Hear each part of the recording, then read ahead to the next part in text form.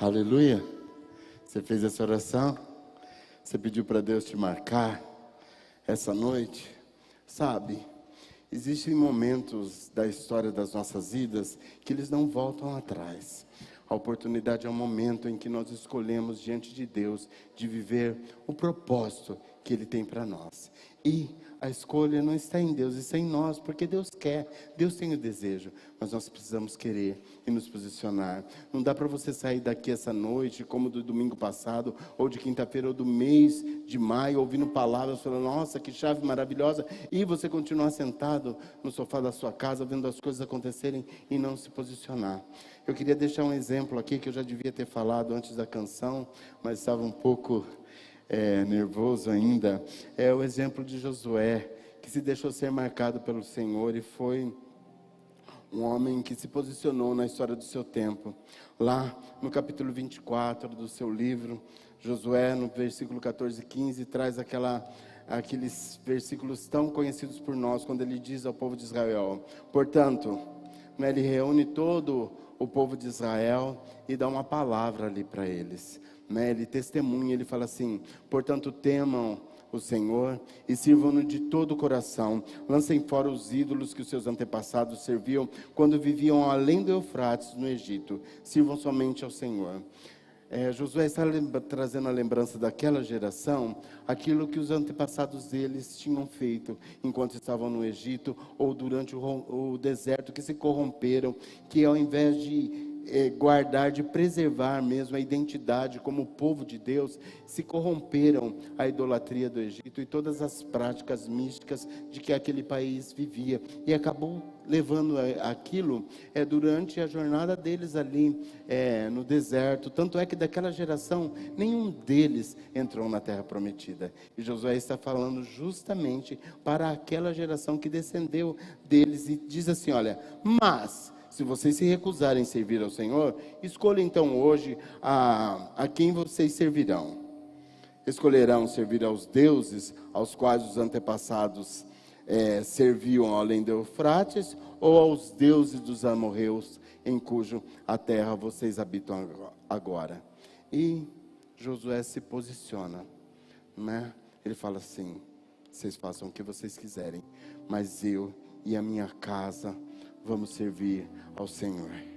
Aleluia. E essa palavra de Josué abalou as estruturas daquelas pessoas. Elas falaram, não, nós estamos contigo nisso, Josué. Nós vamos servir ao Senhor. Ah, vocês vão servir ao Senhor? Então nós vamos fazer um tratado agora. Vocês querem mesmo servir ao Senhor e romper? Então lancem fora todos os ídolos, tudo aquilo que vocês têm de prática idólatra dentro da casa de vocês. E eles fizeram um momento ali de consagração e uma aliança que foi feita com a nação de Israel.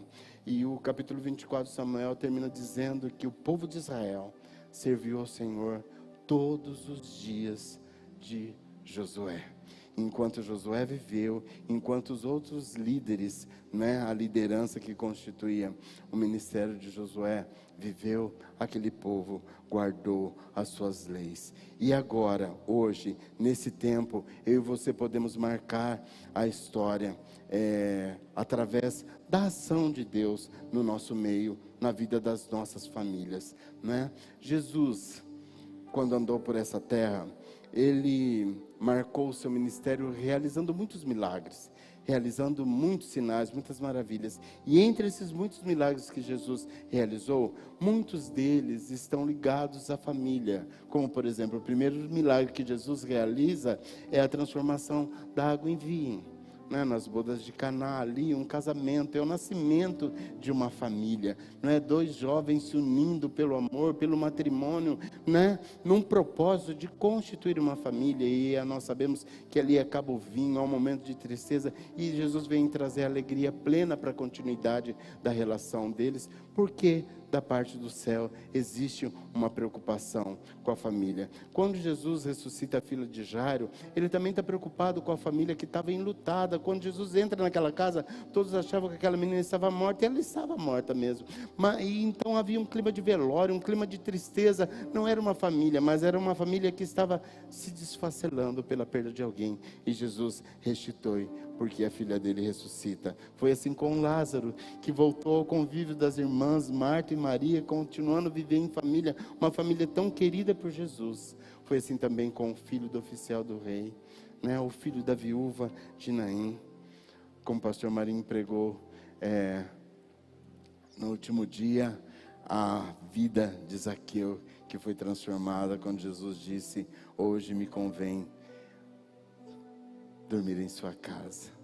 Então, e muitas outras histórias que nós podemos falar aqui, que Jesus operou milagres.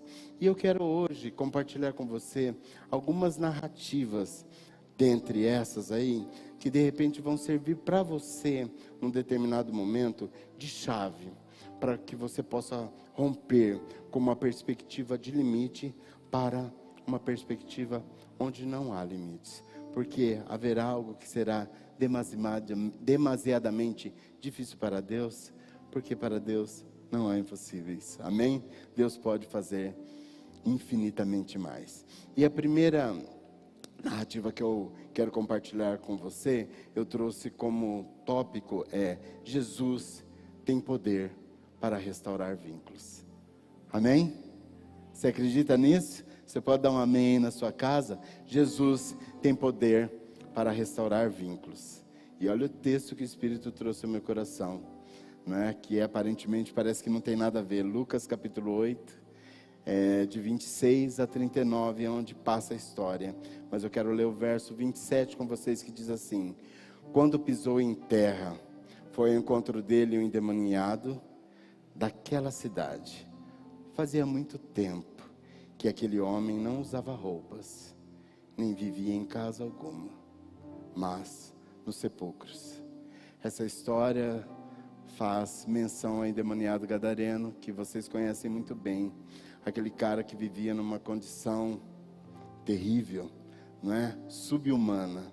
Alguém que não vivia em casas, mas dormia em sepulcros, que a polícia tentava prender, algemava, ele estourava as algemas e dormia em cima dos túmulos. Mas eu quero dizer aqui para você e lembrar que Jesus é especialista em mudar vidas e transformar histórias de dor, de derrota, em história de vitória. Aleluia! O paralítico de Betesda teve a sua história mudada. Bartimeu, o cego, teve a sua história mudada. Os leprosos foram tocados por Jesus e tiveram a sua história de derrota mudada. A mulher do fluxo de sangue, quando ela toca Jesus, ela é curada depois de 12 anos, né, de um fluxo hemorrágico lá. Lázaro foi ressuscitado, porque Jesus é especialista em mudar história e transformar vidas. Esses são apenas alguns exemplos que nós podemos usar, que tiveram um toque de Jesus para serem transformados. Você já conhece Jesus? Você acredita em milagres? Eu creio que você até já viveu alguns. Mas as lutas às vezes são tantas, que talvez você esteja se sentindo cansado. E às vezes até tenho receio de crer e se decepcionar, por achar que a vida tem te decepcionado tanto. Mas eu quero te dizer que Jesus nunca decepcionou e nunca vai decepcionar ninguém. Jesus, pelo contrário, Ele surpreende. E hoje, Jesus quer surpreender você, quer surpreender a sua vida, quer surpreender a sua casa, quer surpreender a sua família. Ele quer mudar a história da sua vida, Ele quer curar a sua alma, Ele quer transformar a sua história, né? Talvez você possa estar falando assim: mas é tão fácil assim? Não, não é fácil. Não é e não foi. Porque um preço foi pago para que essa realidade pudesse ser vivenciada por quem acredita nela. E Jesus pagou o preço com o seu próprio sangue, né? Ele deu a sua vida a favor da humanidade, para poder ter o mérito de mudar a nossa história. Eu não estou aqui para pregar teologia, embora eu tenha estudado para isso, mas eu estou aqui com o objetivo de pregar o amor. E o amor tem um nome.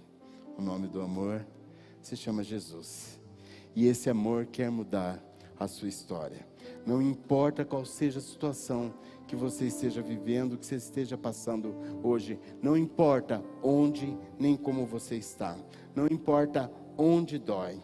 Muito menos o que falta, porque Ele vai suprir. Você acredita nisso?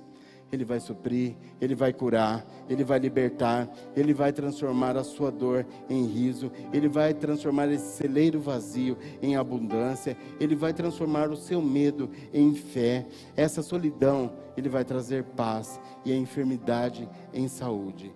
Essas dúvidas que você tem na sua mente, em certeza, em esperança, Jesus vai mudar a sua vida. Tudo aquilo que você não pode mudar, Ele está com os braços abertos te esperando, porque Ele pode, Ele quer mudar. Você apenas precisa se entregar a esse amor para que Ele venha realizar. Aleluia!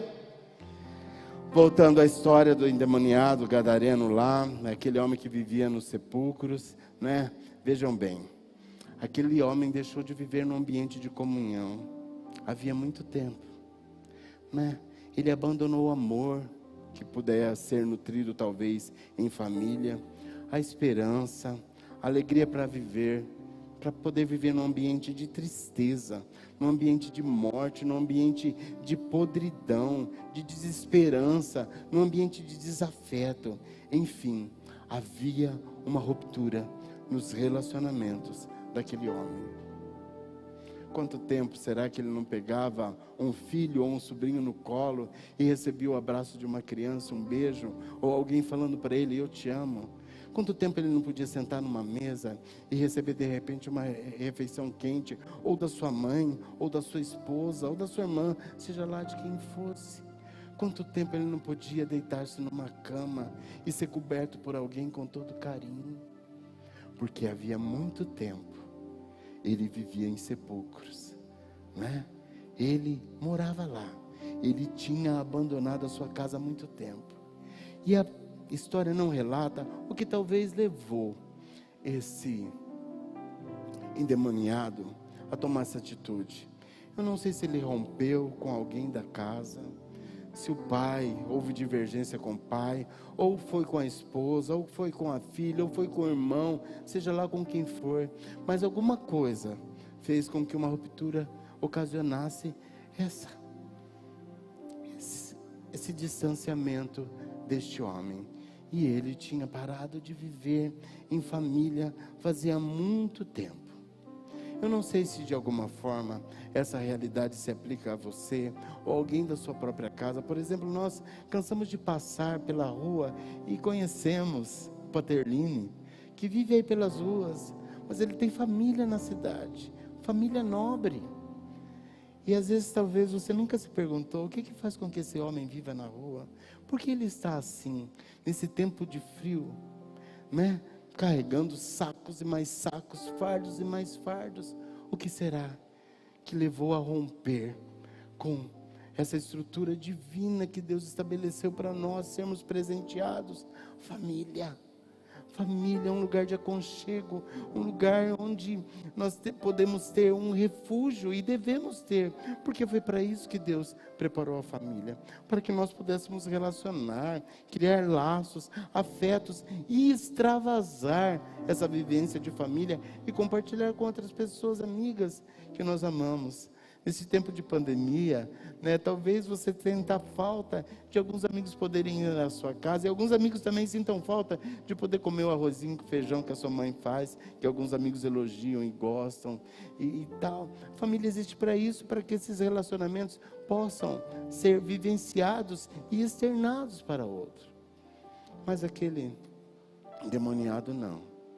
Ele vivia à margem, e eu não sei se você tem uma realidade dessa, de um irmão, de uma irmã que está perdido nas drogas, que saiu de casa e não volta mais, que às vezes até falar da pessoa causa-se uma estranheza, um desconforto, né? Você fica assim, meio acanhado, porque é a vergonha da família, de repente, né? Eu não sei se você tem alguém com quem você perdeu a comunhão familiar, porque faltou perdão, porque faltou um ouvir o outro, ou porque alguém foi mal interpretado. Eu não sei se existe uma ruptura de relacionamentos dentro da sua casa, mas eu sei que na vida daquele endemoniado havia uma ruptura de relacionamentos. Ele não tinha ninguém, muito pelo contrário, todo mundo tinha medo dele, porque ele era pavoroso, ele era violento, ele era agressivo, e as pessoas fugiam dele o máximo que podiam.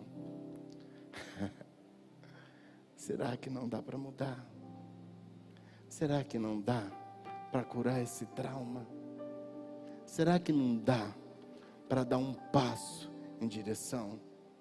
Porque quando Jesus pisa naquela terra, os próprios demônios levam aquele homem, porque reconhecem a autoridade de Jesus. Sabe, a palavra de Deus diz que as portas do inferno não prevalecerão contra a igreja, não é por causa de mim, por causa de você não, é porque é da autoridade que está sobre nós, que é a autoridade do nome de Jesus, porque até os demônios reconhecem onde eles estavam. O clima espiritual daquele lugar mudou quando Jesus colocou os pés naquela cidade, e todos os demônios ficaram alertas, porque sentiram a mudança da atmosfera. Eu quero dizer que Jesus tiver autoridade sobre a sua vida, e você colocar os pés dentro da sua casa, o ambiente vai mudar. A situação rompida vai se restabelecer, porque você está carregando esse nome que tem todo o poder, toda a autoridade, em cima no céu e embaixo na terra. Foi o que Jesus disse a Marta, quando ele chegou lá para ver Lázaro. Já fazia 3 dias que Lázaro estava sepultado, já fedendo, e ele manda tirar a pedra, e Marta fala assim: Senhor, mas já faz dias. E Jesus vira para Marta e fala assim: Marta, se você crer, você vai ver a glória de Deus. Você pode ver a glória de Deus restaurando vínculos dentro da sua própria casa. E quando Jesus liberta aquele homem dos demônios, porque eram muitos que tinham o nome de legião, e eles se precipitam numa manada de porcos, não é? Aquele homem volta à sobriedade, como se nada tivesse acontecido, e começa a acontecer um alvoroço naquela cidade, as pessoas todas perplexas, perturbadas em si, com medo da transformação daquele homem, porque era uma coisa notável e visível, embora fosse visível, com medo. Será que ele vai voltar? Será que ele vai reagir? Será que mudou de vez mesmo? O que será que é? E aquele homem seguindo a Jesus por todos os lados, e queria voltar com Jesus. Mas Jesus, como eu disse, ele é especialista em realizar milagres, em mudar histórias, em transformar a vida das pessoas. Se creres, verás a glória de Deus. E aquele endemoniado viu a glória de Deus, ao ponto que Jesus disse para ele assim: volte para onde? Volte para casa. Aleluia. Jesus não falou para ele: volta lá para o sepulcro, volta para o lugar de onde você dormia. O texto fala que às vezes ele ficava pelado, sem roupa, andando desnorteadamente pela cidade. Volta para casa e conta para eles quanto Deus te fez. Jesus sabia tudo que levou aquele homem a sair de dentro da sua casa, e quando ele o restaura, ele restaura por completo, porque ele sabia que mandando aquele homem para aquela casa, tudo ia ser restaurado, e ele ia poder voltar a conviver em família. E como é surpreendente, aquilo que Deus faz está acima do que nós pedimos ou pensamos, é infinitamente maior, né? Assim que aconteceu, o homem sai e não volta só para sua casa, mas ele anuncia a toda a cidade tudo quanto Jesus tinha feito por ele. Ou seja, ele restaura os vínculos com os moradores da sua terra. Aqueles que outrora tinham medo dele, ouviram o testemunho da mudança maravilhosa que aconteceu na vida deles. Aquele que não era aceito pela sociedade em seu tempo, dentro da sua própria terra natal, agora tem a oportunidade de dar um testemunho lúcido daquele que desceu para mudar a história da humanidade. Oh, aleluia! Jesus é aquele que pode transformar a realidade. Jesus é aquele que pode realmente curar vínculos. Jesus é aquele que pode realmente trazer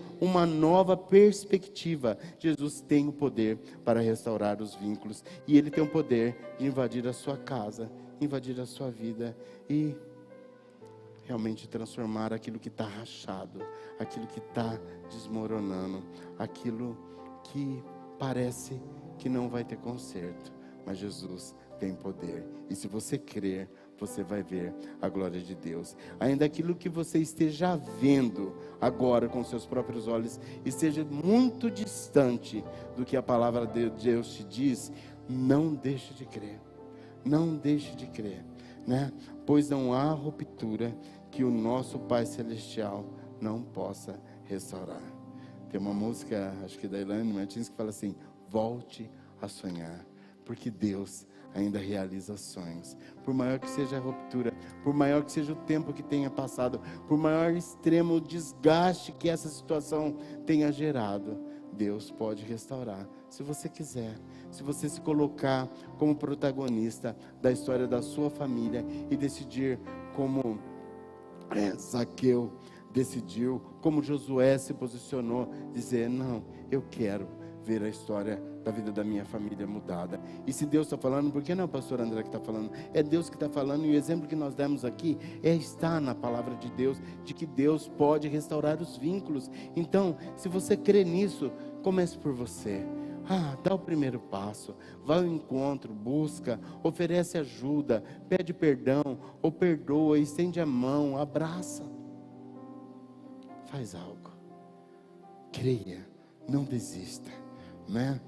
Na ruptura de Adão para com o Pai, Jesus se tornou um instrumento de restauração da nossa comunhão com Deus, tornando-se sacrifício em nosso lugar e restaurando também a nossa comunhão, não só com Deus no vértice, mas no horizontal também, de uns para com os outros. Se Deus trouxe Jesus para que a nossa relação com Ele fosse restaurada, você acha que de uns para com os outros Deus também não faria?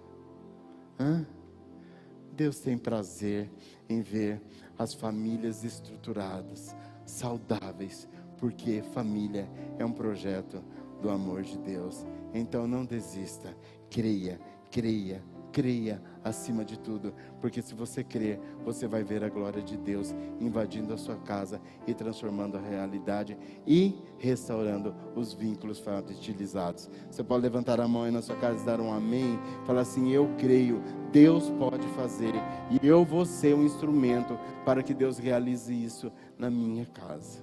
Amém?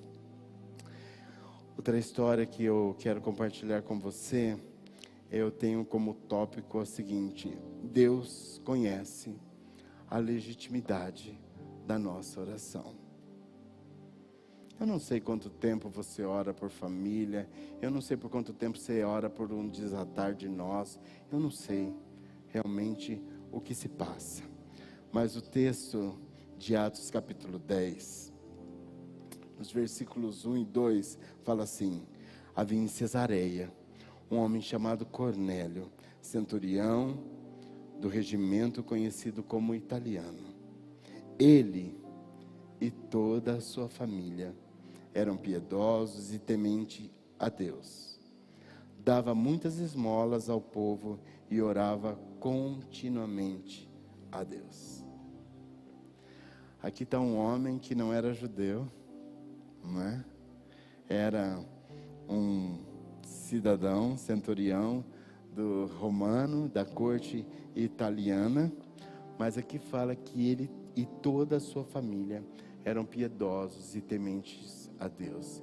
Eu entendo que Cornélio, pelo tempo que estava estabelecido ali em Cesareia, e se simpatizando com a fé dos judeus, com a prática deles, começou a voltar a sua oração a esse Deus, e começou a ter atitudes, não é, que identificavam a sua oração como sendo levadas a Deus.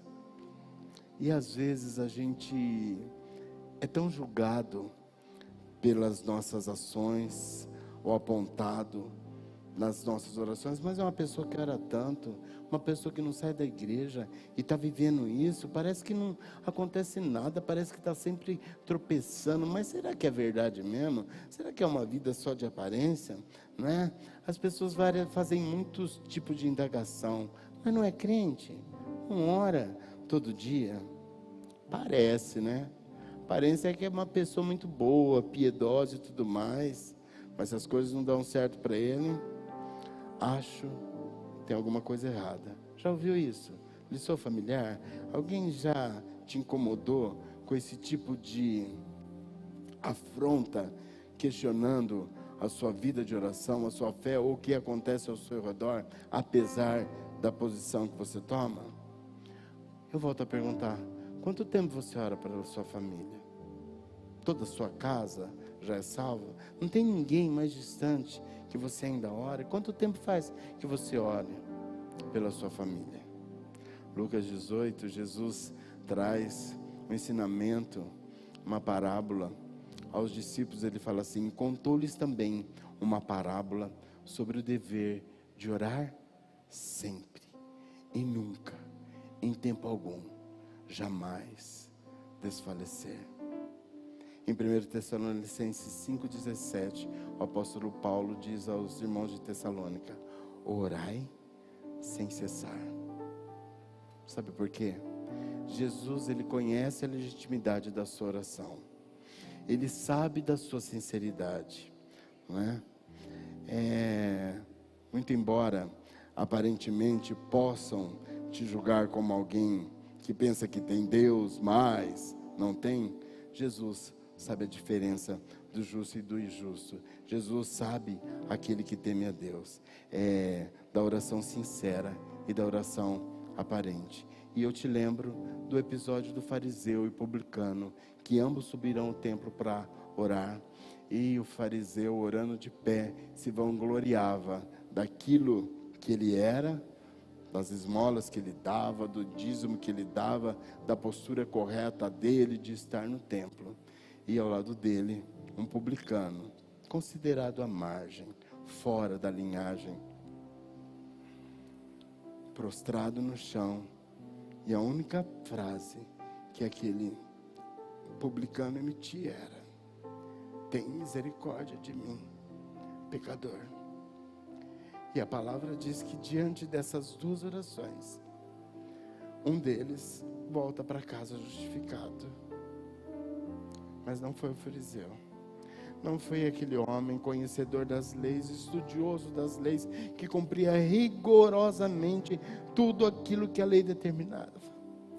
Mas foi o publicano. Sabe por quê? Jesus não olha para a aparência, mas Jesus vê a legitimidade do interior, do propósito que há no seu coração. Vai parar de orar? Vai parar de colocar esse coração sincero, de desejo ardente de amor na presença de Deus? Jesus sabia exatamente o teor da oração de Cornélio. Muito embora faltava um temperinho para a vida dele. E Deus fica tão preocupado com a família dele, pela forma como eles viviam, que Deus resolve ir lá temperar aquele feijão gordo e trazer uma coisa saborosa para a mesa daquele homem.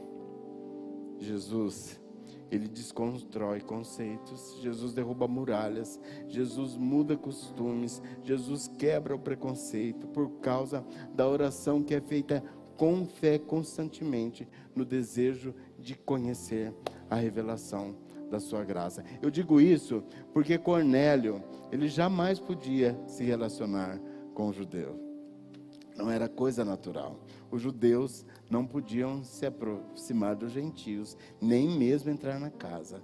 Mas um dia, um belo dia, um anjo visita a casa de Cornélio e fala: Cornélio, envia homens a Jope, na casa de Simão, curtidor, porque Pedro está lá. Ele viveu comigo por 3 anos, ele andou comigo, ele acompanhou o meu ministério, ele teve vida dele transformada. E você precisa ouvir uma mensagem da boca dele, que vai ser importante para a sua vida. Em contrapartida, enquanto Cornélio tinha visão, Pedro, naquela manhã, estava ali na casa de Simão, em jejum, esperando o horário do almoço, e ele sobe num lugar para orar, e ele começa a ter visões que desconstruíam tudo aquilo que ele cresceu tendo como princípio de verdade. Um lençol que descia do céu e mostrava alguns animais, algumas espécies que eram proibidas para os judeus se alimentar. E ele falava, não, eu não podia. A avó falava, come, come. Não, eu não posso, eu não posso, eu não posso. Não torne comum aquilo que eu purifiquei. Sabe, às vezes a gente se apega a métodos, a gente se apega às estruturas, a gente não abre mão, às vezes, do lugar que senta. Se alguém senta no nosso lugar, a gente já fica enraivecido, porque é o nosso lugar. Se alguém tem um posicionamento diferente no culto, um movimento diferente, a gente já acha que está fora da santidade, porque está quebrando a santidade, que não é normal se comportar daquele jeito. E nós julgamos porque nós olhamos muitas vezes para métodos e nos esquecemos que Jesus é aquele que desconstrói todas as coisas para construir algo novo pelo propósito da sua graça. Sabe por quê? Assim como os céus são mais altos que a terra, o olhar de Jesus é muito mais elevado que a nossa. O pensamento de Jesus transcende a tudo aquilo que a gente pensa. Às vezes a gente tem um conceito de adoração tão limitado, tão pequeno. Assim foi com Davi e com Salomão, como desejaram construir o templo para guardar o Senhor. Eu criei esse mundo, eu transcendo a tudo isso. Não é um lugar que vai conter a minha glória, porque eu estou acima. Deus está sempre pronto a quebrar conceitos que nós formulamos na nossa mente, no nosso coração, achando como certo. Como o Lucas já pregou uma vez, achando que o bolo de chocolate é o correto. Mas Pedro estava lá orando. E ele não resistiu à voz do Espírito. E se abriu para quando aqueles 3 homens, enviados por Cornélio, chegaram à sua casa. E o Espírito falou assim, vão chegar 3 homens aí, eles vão te chamar e você vai com eles. E Pedro começa a se desarmar. E se deixar desconstruir para ser reconstruídos em outra visão, num propósito muito mais excelente, um propósito que não era egoísta, que não era limitado, que não fazia acepção de pessoas, que não tinha preconceito, mas um propósito que abrangia toda a humanidade em amor. Aleluia. E ele vai com os homens lá, até a casa de Cornélio. E ele resiste, ele fala assim, você sabe que eu estou aqui, mas que eu não podia nem entrar na sua casa. Aí Cornélio falou, deixa eu contar para você o que aconteceu. Eu estava aqui orando, eu tive uma visão, um anjo falou para que eu mandasse 3 homens na casa de Simão, curtidor, que havia lá um homem que era para ele vir aqui. É isso que eu estou pensando. E é por isso que eu vou entrar na sua casa. Deus responde uma oração que é feita com sinceridade de coração. Deus reconhece a legitimidade de uma oração verdadeira. Passe o tempo que for, você pode talvez estar achando, mas Deus se esqueceu, Deus não se lembra mais. Deus conhece a legitimidade de uma oração, independente do tempo que passe. É a sua oração. Deus tem o tempo para atendê-la. E era tão legítima a oração de Cornélio, ela não era egoísta, que o texto fala lá no versículo 24. No outro dia, porque eles chegam lá, falam com Pedro, né? E Pedro ainda convida para eles, porque ficava mais ou menos 70 quilômetros de distância, Cesareia de Jope. E eles saem de Cesareia, vão até Jope, falam com Pedro, mas também ficava difícil para voltar no mesmo dia, 70 quilômetros, né? E Pedro fala, vamos dormir aqui, durmam aqui, na outra manhã nós saímos e eu vou com vocês. E Pedro também leva alguns irmãos juntamente com ele para testemunho. E quando eles chegam lá, fala, no outro dia, chegaram a Cornélio. Cornélio os esperava, sozinho, sentado no sofá, entristecido, sem perspectiva, sem esperança. Não. Cornélio os esperava com seus parentes e amigos mais íntimos que ele tinha convidado. Cornélio não se reteve só a sua família, mas ele chamou seus parentes e chamou os seus amigos queridos, porque ele sabia que se Deus estava propondo, porque se Deus conhecia as orações que ele e a família dele faziam no secreto, ele sabia que alguma coisa Deus ia realizar. Ah, meu querido, Deus é poderoso para fazer infinitamente mais do que tudo aquilo que a gente pensa ou deseja. E foi assim com Cornélio, porque ele chega lá, posta todo mundo e Pedro entra e começa a falar de Jesus. começa a falar dessa instauração do reino, da graça de Deus sendo revelada, descendo ao mundo. E Pedro começa a falar desse amor, dessa graça, dessa bondade, desse sacrifício para restaurar a nossa comunhão. E antes que ele tivesse terminado, ele é interrompido por uma ação do Espírito, que toda a família, todos os amigos, todos os parentes de Cornélio, todo mundo começa a falar em línguas lá, e é um reteté santo, sapatinho de fogo, a coisa explode lá num grau que fica um fogaréu. E Pedro vê com seus próprios olhos aquilo que o nome de Jesus pode ocasionar, por causa de uma oração, por causa da legitimidade de uma oração.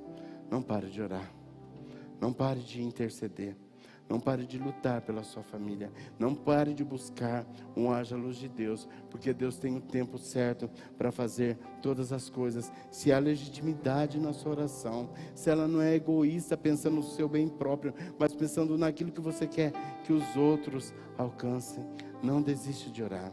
Não pare de interceder pela sua família. Pastor, mas já faz tanto tempo e ao invés de melhorar, só piora. Mesmo assim, meu querido, continue orando. Não pare. Sabe por quê? Por mais que aquilo que você veja esteja distante daquilo que você acredita, continue a orar. Porque Deus sabe aonde Ele quer chegar, o que Ele quer fazer. Quem mandou largar a rede? Quem mandou você parar? Quem mandou você desistir? Quem mandou você parar?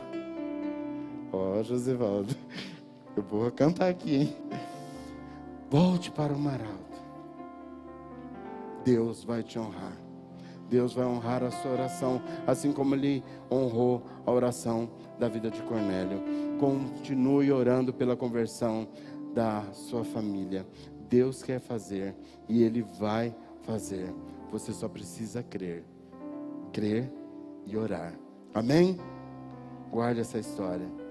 E a terceira, última narrativa que eu quero deixar com você é aquilo que tem sido o tema de muitos do nosso mês da família, e que já foi usada muitas vezes aqui por vários pregadores durante esse mês, e que eu queria usá-la como tema: quando parece não haver mais saída, que é a história do centurião de Cafarnaum, lá em Atos 16, que acontece uma cura lá de uma adivinha, e ela é curada por Paulo e Silas, e eles começam a persegui-la. Ela começa a persegui-los, mas ela dava muito lucro pelas pessoas, porque eram vendidas umas medalhas, umas correntes lá, e os ourives ganhavam muito dinheiro às custas delas, e ela se converte e começa a seguir Paulo e Silas ali, e chega a um ponto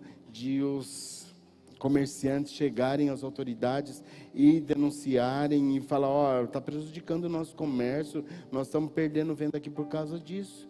E os religiosos da época, as autoridades mandam prender Paulo e Silas, e eles são açoitados, têm as costas rasgadas e são presos e algemados lá em situação difícil. Mas o texto fala, a gente teria muitos ensinos em cada uma dessas narrativas, meus irmãos, mas como a gente está se atendo a um princípio de família, nós vamos realmente focar nessa realidade, porque nós podíamos trazer aqui muitos outros pontos, mas não vem ao caso.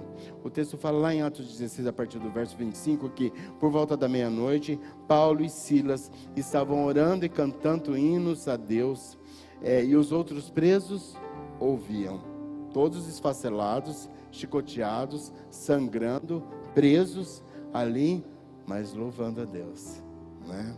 De repente, houve um terremoto tão violento que os alicerces da prisão foram abalados. É o Deus que desconstrói aquilo que está construído. Alicerces, prisões, algemas, ferrolhos, por mais firmes que eles estejam estabelecidos, na propósito de Deus, tudo aquilo rui, porque Deus e a sua glória transcende a tudo aquilo que nós podemos pensar de segurança, de estrutura. Aleluia. De repente houve um terremoto tão violento que os alicerces da prisão foram abalados. Imediatamente todas as portas se abriram. né? E todas as portas se abriram e as correntes de todas se soltaram. O carcereiro acordou e, vendo as portas abertas da prisão, desembainhou a sua espada para se matar, porque ele pensava que todos os presos já tinham fugido dali e a vida dele ia ser a condenação de morte. Mas então Paulo grita e diz: não faças isso, todos nós estamos aqui. E o carcereiro pede luz, né? E entra correndo trêmulo e se prostra diante de Paulo e Silas. Então levou-os para fora e perguntou: Senhor, o que devo fazer? Senhor não, senhores, o que devo fazer para ser salvo? E de repente, sabe, meus queridos, nesse momento eu me lembrei de Abraão, com seu único filho, quando Deus pediu para que ele oferecesse seu filho em sacrifício.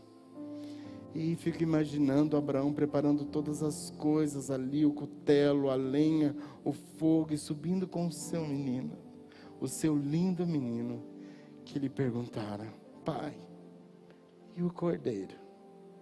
Só de pensar nesse drama de Abraão, o peito bate forte, dá um nó na garganta.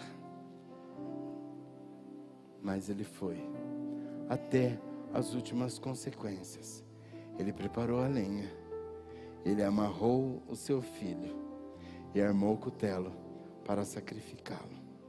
Afinal, era Deus quem tinha pedido, né? Não interessa se parece errado ou se não parece. Deus pediu, eu vou fazer. Foi a atitude de Abraão. E eu te confesso que ele iria até as últimas consequências, porque ele já estava ali com o cutelo levantado mesmo, não é? Se o anjo não bradasse com ele.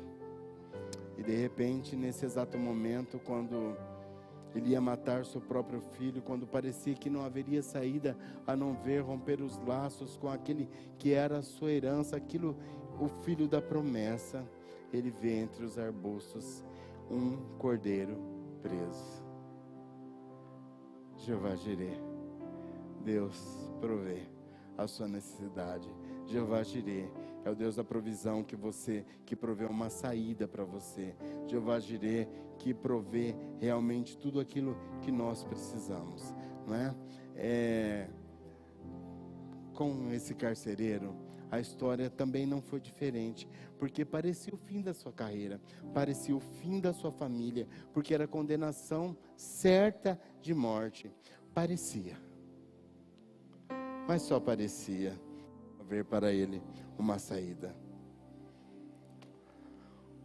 Era o caos instaurado e o fim da sua família, mas só aparentemente.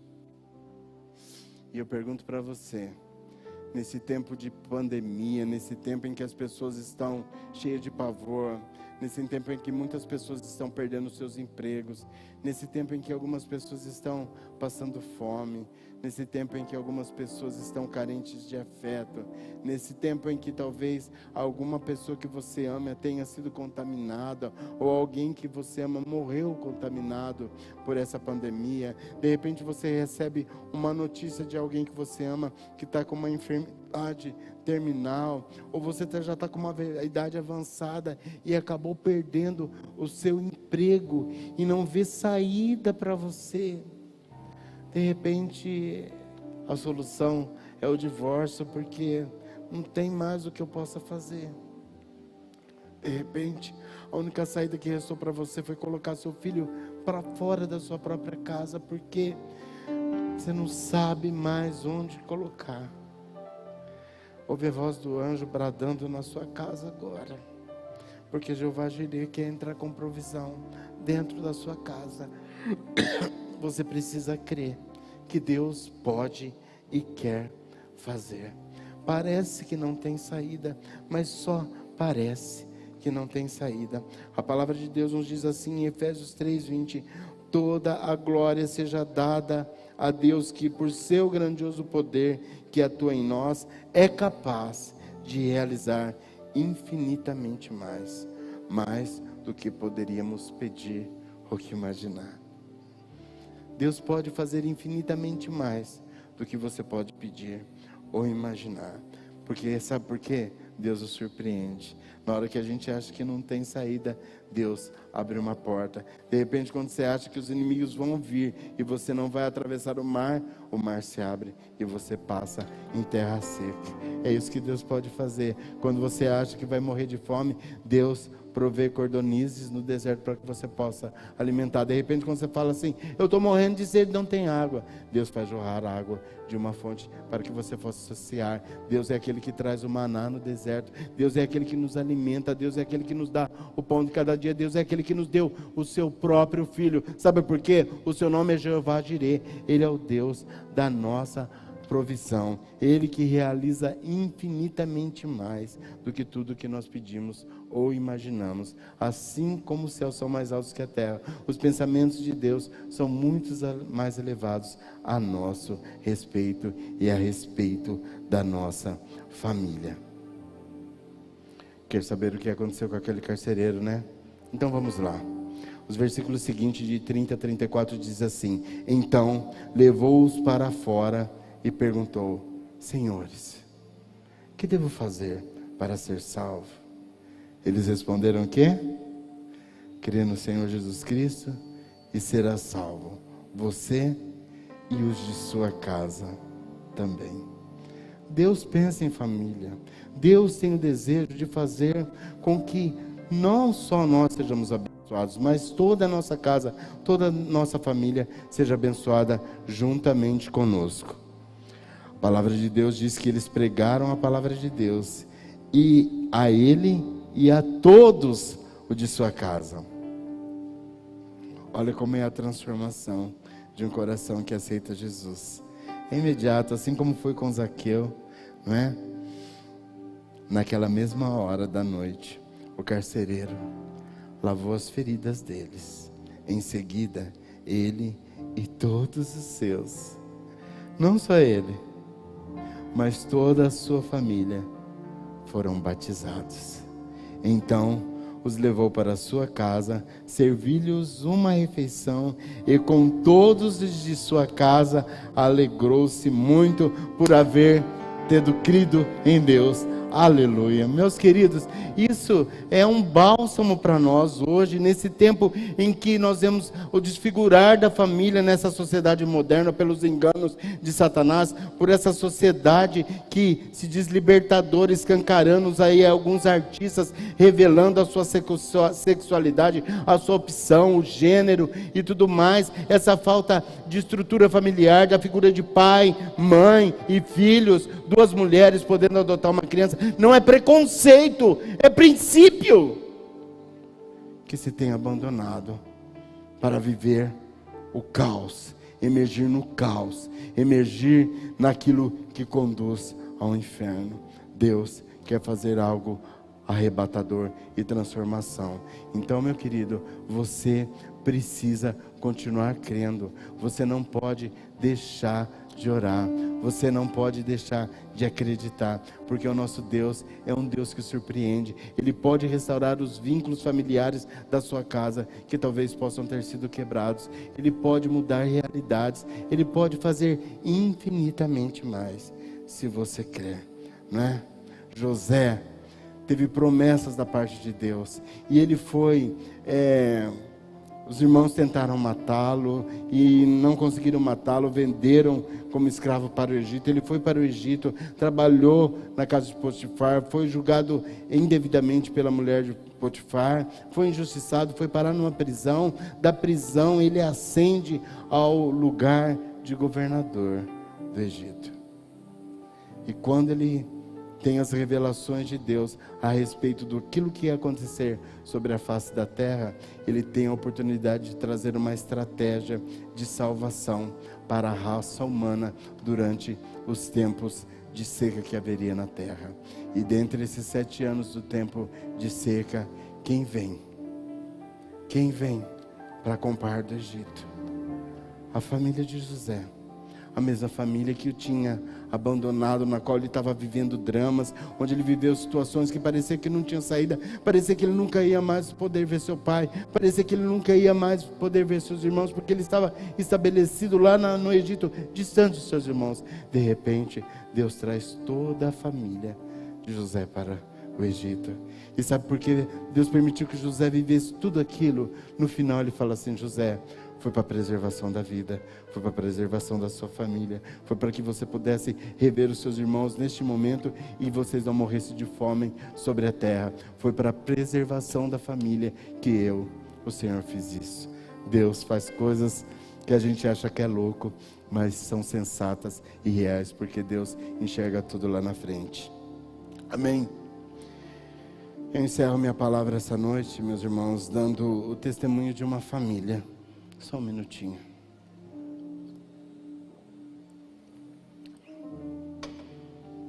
Uma família de, num primeiro momento, uma prole de 5 filhos. 2 homens mais velhos e depois 3 mulheres. No momento dessa família, a progenitora, a mãe, vem a falecer. E os filhos são criados pelo pai. Os 2 homens um pouco mais mocinhos. E quando a mãe morre, a menina mais velha deles tinha 9 anos. E a mais nova tinha 3. E o pai delas, um homem que acabou tendo seus problemas também, porque depois se casa com uma outra mulher e começa a beber. E trabalhava fora porque fazia apostas, viajava para outras cidades. E aqueles filhos ficavam a maior parte do tempo sozinhos ali, confinados. E as meninas também começaram a trabalhar cedo dessa família. Um dos irmãos, o mais velho, acaba morrendo inesperadamente, ainda jovem, de uma hepatite medicamentosa. E o outro irmão vai embora para outra cidade, para Santos, e lá ele acaba falecendo porque tem um aneurisma, me parece. Não me lembro. E ficaram essas 3 mulheres. E as 3 mulheres cresceram sem mãe, com essa dificuldade, com o cuidado do pai, que zelava por elas, que tinham o reio. Era daquele tempo em que o pai mandava fazer. Não importa se queria ou não fazer, mas tinha que fazer. E isso ajudou com que aquelas mulheres elas fossem distintas do seu tempo. Foram trabalhar muitas novas e quem recebia o salário delas era o próprio pai. Não eram nem elas, era o próprio pai que ia receber o salário delas. E essas mulheres crescem, cada uma toma o seu rumo. 2 delas se casam, uma continua solteira. E um belo dia vai embora da cidade, voar novos ares para outro lugar. E dentro dessas 3 irmãs, uma tem um casamento estabelecido, sólido, legal. Mas uma delas tinha um marido que era muito ciumento, que usava a extravasar os seus ciúmes e a forma de todo o seu conceito na bebida, com os amigos. E às vezes chegava em casa tarde, não é? Cheio de ira, reclamando de tudo por causa de estar embriagados. E apesar dessa relação fragilizada, esse casal acabou tendo 2 filhos. E essa mulher tinha vizinhos que serviam ao Senhor. E um belo dia, ela resolveu ser protagonista da sua própria casa. Ela pega os 2 filhos, que não tinham vontade, tinham que obedecer. Não tinha que falar, eu não quero ir naquela igreja, eu não quero ir em lugar nenhum, eu não quero ir, tinha que obedecer.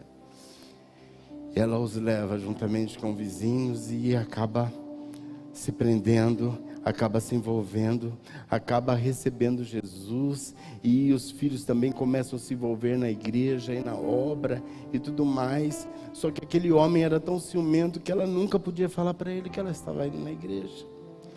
Ela saía e quando voltava, ela parava um pouco antes da casa e passava as Bíblias da família para a vizinha da frente. E a vizinha entrava na casa, porque o marido sempre deixava a porta aberta e sentava de frente para a porta para ver de onde essa mulher viria. E ela chegava com os filhos e descia as escadarias da casa. Ele perguntava: onde que vocês estavam? E ela respondia para o marido: nós fomos na praça ver a banda. Mas chega um momento que não dá para conter mais a obra que Jesus estava realizando na vida daquela mulher e dos seus filhos. Porque os filhos também começam a se envolver na igreja. Eles são despertados por alguns dons e talentos. E aquele homem foi aceitando passivamente. Começa a visitar a igreja em algumas ocasiões. Permite que um pastor vá na sua casa fazer uma celebração de uma cerimônia de 25 anos de casado. Mas ainda é difícil a relação. Mas é o Deus que recompensa. Chega um tempo que esse esposo falece também, de infarto. E ela perde a sua filha.